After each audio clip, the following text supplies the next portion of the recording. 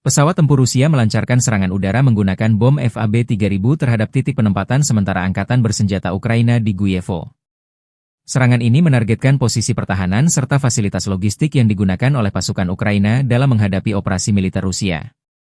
Ledakan dahsyat dari bom berdaya ledak tinggi tersebut menyebabkan kerusakan besar di area yang menjadi sasaran.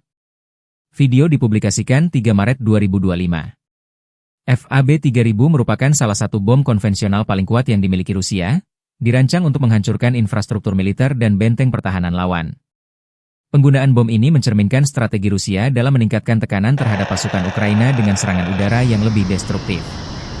Serangan di Guyevo ini diyakini sebagai bagian dari upaya Moskow untuk melemahkan kemampuan bertahan Ukraina di wilayah konflik.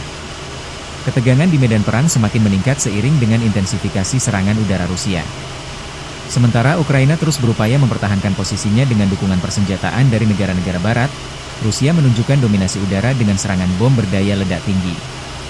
Situasi ini mengindikasikan bahwa pertempuran masih jauh dari kata usai, dengan kedua belah pihak terus berusaha meraih keunggulan strategis.